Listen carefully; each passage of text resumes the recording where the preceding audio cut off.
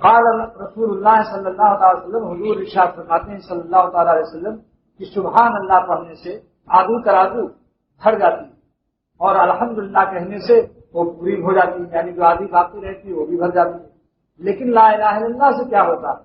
حضور فرماتے ہیں کہ لیس لہا حجاب دون اللہ حتی تخلص الیہ، ترمذی کی روایت ہے،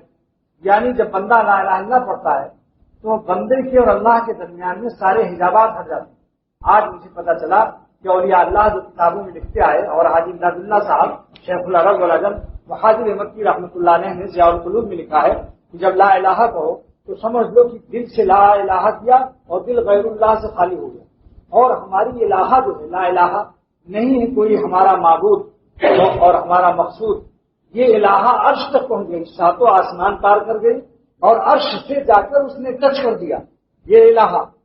یعنی اتنی قیمتی یہ لا الہ ہے کہ وہ ایسا کوئی راکٹ اور ہوائی جہاز نہیں ہے جو آپ کو چاند تک بھی پہنچا دے، مگر لا الہ کا ایسا اللہ تعالیٰ نے ہم کو ہوائی جہاز عطا فرمایا کہ لا الہ کے ذریعے سے ساتوں آسمان پار کر جاتی ہے، اور عرش اعظم تک الہ جو ہے اللہ کے خاص عرش تک جا کے ٹچ کرتی ہے،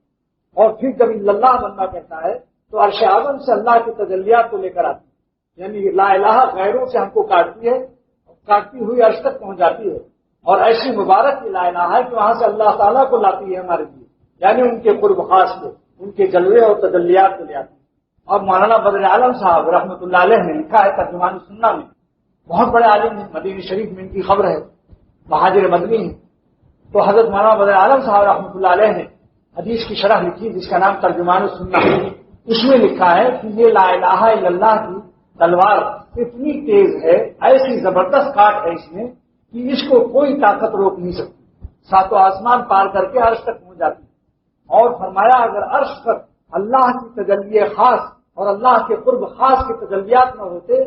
اور اوپر کہیں ہوتے تو عرش کو بھی یہ لا الہ پار کر جاتی، لیکن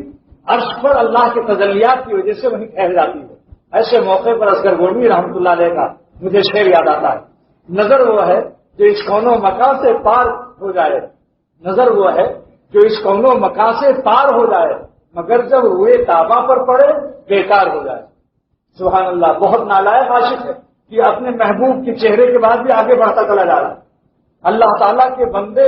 ہیں اور عاشق جب اللہ تعالیٰ مل جائے اب کیا چاہیے؟ ایک شاعر تو کہتے ہیں کہ اللہ والے اگر پیار کر لیں تو شاعر کہتا ہے چاہیے اچھوں کو جتنا چاہیے، چاہیے اچھوں کو جتنا چاہیے، اور وہ اگر چاہیں تو پھر کیا چاہیے۔ لکھا ہے ملا علی قاری نے محدث عظیم نے کہ جس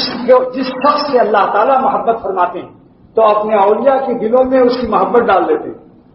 یہ عظیم معاملہ۔ اور فرمایا اللہ تعالیٰ اپنے اولیاء کے دلوں کو ہر وقت نظر رحمت سے دیکھتے ہیں، اور جو ان کے اولیاء کے دلوں میں جن کی محبت ہوتی ہے ان کے اوپر بھی نظر رحمت ڈال دیتے ہیں۔